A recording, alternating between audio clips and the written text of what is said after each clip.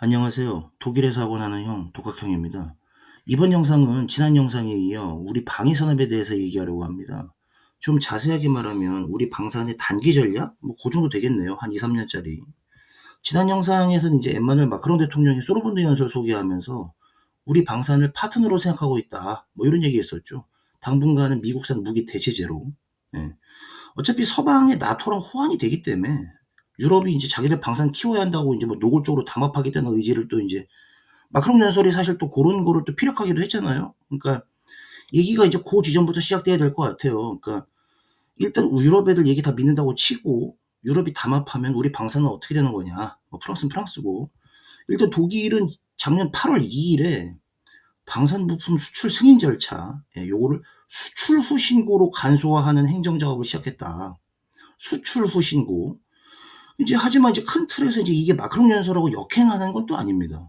어차피 독일 내각은 적어도 요즘엔 한국 방산이 야금야금 자기들 시장 잠식하고 있다는 걸 느끼고 있기 때문에 작년에 이 조치도 애초에 한시적입니다. 한시적. 1년씩 연장하는 거거든요. 아무튼 그래서 이제 우리 방위사업청이 이제 보도자료도 냈고, 독일 연방기후보호부, 여기서 이제 발표한 어떤 방산 수출 통제 절차 간소화 계획에 따라서 향후 우리 무기 체계에 포함되는 독일제 구성품의 신속한 획득이 가능해질 거다. 이제 이렇게 우리 방위사업청이 또 발표를 했죠.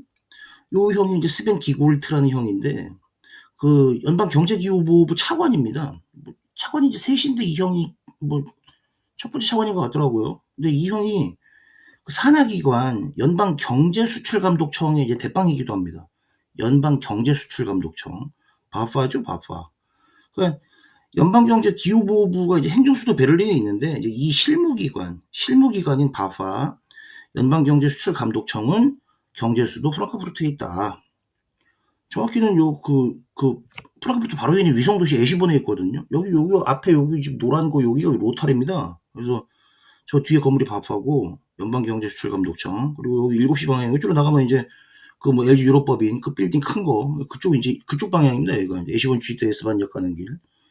아무튼 이제 방위산업청이 해당 절차가 이제 EU나 나토 국가에 적용되는 기준과 같고, 이게 이제 독일 무기 체계의 어떤 수출 통제 규정 내에서 국가 분류상 한국을 나토에 준하는 국가로 간주한다. 이렇게 밝혔죠. 수출 승인 절차가 이제 대폭 간소화되면 아무래도 우리 국산 무기 체계에 포함되는 독일제 구성품들 신속 획득 면에서는 아무래도 낫겠죠. 반년에서 1년 걸리던 심의 절차가 글쎄요, 나토 회원국 수준으로 진행하면 한 2달이면 되지 않을까요? 근데 이게 독일 내각의 이번 조치가 그동안 이제 나토 협력 강화를 위한 어떤 정상 외교 노력의 결과로도 볼 수 있어요, 사실. 지난 문재인 정부 때부터 협력이 계속 가속화됐고, 우크라이나 전쟁 장기화되면서 이번에 윤석열 정부 때에도 이제 지속적으로 나토랑 계속 이제 공감대를 형성하고 있으니까 아무래도 실탄 갖고 있는 우리 정부하고 이제 서로 기브 앤 테이크 교환하는 형식이 취해진 거라고 봐야겠죠. 이럴 땐 또 나토 틀어진 미국 덕도 보네요, 우리가. 예. 꼴랑 1년이긴 하지만 연장될 수도 있도록, 연장될 수도 있을 정도로 또 우리가 또 이것저것 또 잘 걸어야죠. 우리나 나토나 어차피 정회원 가입할 필요는 없고 서로. 그러니까 나토가 무슨 벼슬도 아니고. 어차피 무기 장사하는 모임 아닙니까? 아무튼 또 이제 독일이 권리주의 나라답게 우리처럼 이제 바로 시작하고 그런 건 아니고, 이제 한 달 뒤인 작년 9월 1일부터 이제 첫 번째 일괄 조치가 발표가 됐고, 올해 1월 8일에는 이제 두 번째 일괄 조치가 발표가 됐는데, 그리고 이제 지지난달인 거예요. 3월 27일 그때 수출 통제 승인 절차 가속화 조치라고 해가지고 일반 승인 신규 발표 세 번째 일괄 조치가 발표됐더라고요. 그러니까 이게 이제 2025년 3월 31일까지 유효합니다. 딱 이제 1년이죠. 그래서 지난 2차 일괄 조치 발표 이제 1월 초에 한화오션이 이제 독일 방산업체 가블러랑 같이 양각 마스트 분야에서 유지, 보수, 정비, 기술 협약 맺었더라고요. 그 양각 마스트가 뭐냐면은 잠수함 여기 상부 구조물 있잖아요. 그 상부 구조물에 성을 치는 장비더라고요. 그러니까 잠망경, 레이더나 통신기, 마스트, 이제 이런 것들이더라고요. 그러니까 다른 나라도 그럴 것 같긴 한데 독일은 이렇게 시콜콜한 부품 하나하나를 다 수출 통제 물품으로 지정을 해가지고 관리하기 때문에 글쎄요, 어떻게 보면 또 시시콜콜하고도 하고 할 수도 없죠. 그거 없으면 잠수함이 이제 잠수함이 아니니까. 아무튼 이런 방산 분야들 여전히 많이 묶여 있다 우리가.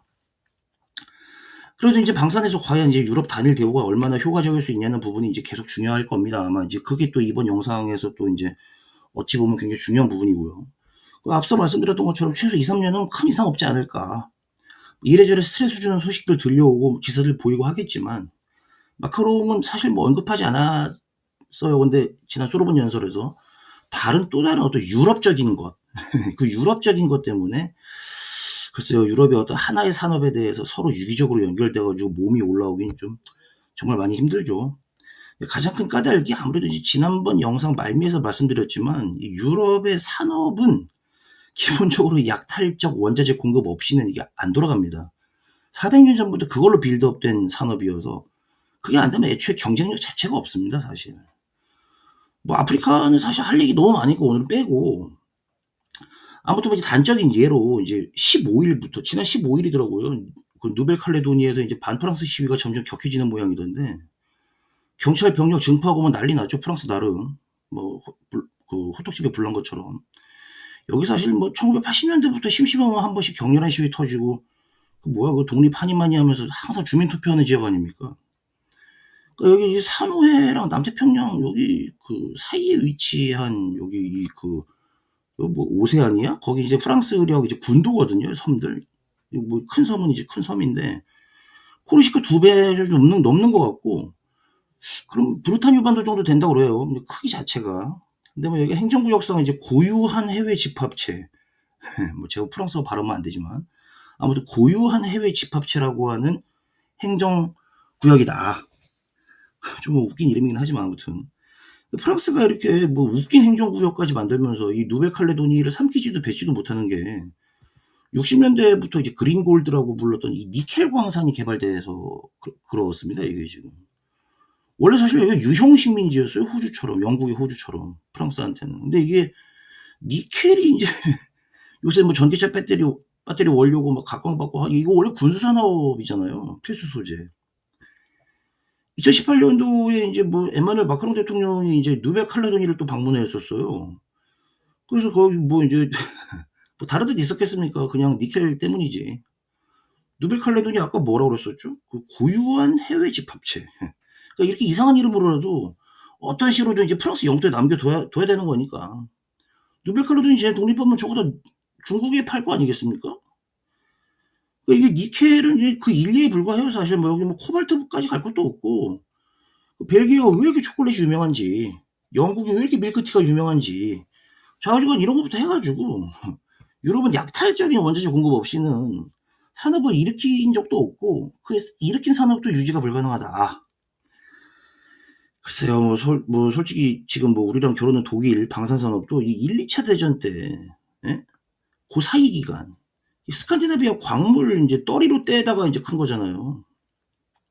스칸디나비아 3국이 뭐 공업다운 공업을 하기 시작한 게 뭐 나치 독일한테 부역하면서부터 뜬 거니까.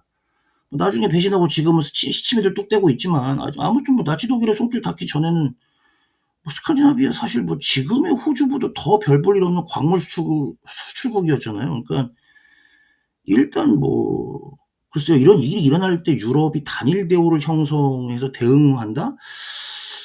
역사적으로는 그런 일이 일단 없었고요. 뭐 앞으로는 모르는 일이지만.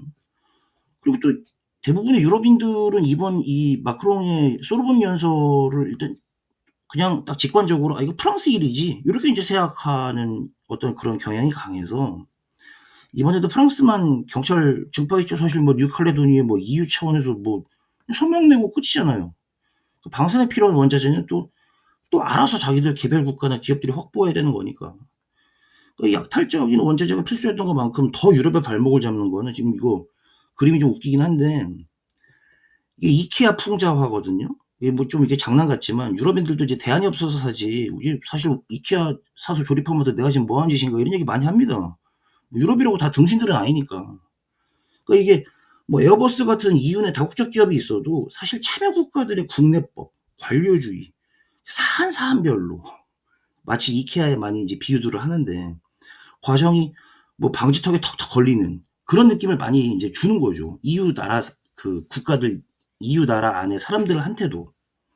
사회 전반적으로 만연한 어떤 이런 시스템들 뭐 자기들 딴에는 잘게 쪼개놨다고 생각하지만 결국에는 뭐 누구도 책임지지 않는 그리고 너무 잘게 쪼개 놓다 보니까는 마치 인제 이런 풍자와 같은, 예. 그럼 뭐 우리 방산이 나토 회원국들 안으로 파고들 수 있었던 것도 가성비, 가격에 인제 납품까지 빨라서 아니겠습니까? 그게 얘네가 가격이나 기한 이걸 못 맞추는 게 딴 게 아니라 얘네 관료주의랑 만연해 있는 노동자들의 어떤 그런, 뭐라고 그래야 되나? 그거를 도덕적 해이라고 하나요? 유럽 언론에서는? 그러니까 우리가 이제 지표로 접하는 유럽 기업들의 노동 생산성 어마무시하죠. 예 근데 실상이 그런지는 좀 따져 봐야 되는 문제 아닌가. 예 고건 또 별개라고 좀 보셔야 됩니다. 자, 정리하겠습니다. 우리 방산이 나토 회원국들 안으로 파고들면서 이제 선전하고 있는데, 폴란드, 루마니아, 에스토니아 이런 나라들. 과연 요런 호조를 언제까지 이어가겠냐?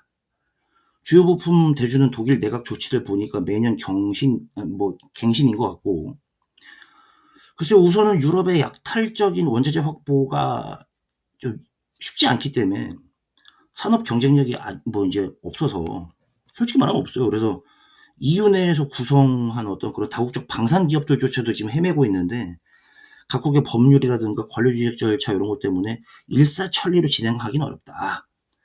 의지는 피력할 수 있지만 그건 현실하고는 다른 거니까 어차피. 결론은 향후 2-3년 우리 방산 큰 문제 없지 않겠냐. 이렇게 결론 내리겠습니다. 이상 독일에서 하고 나는 독학형이었습니다. Tschüss.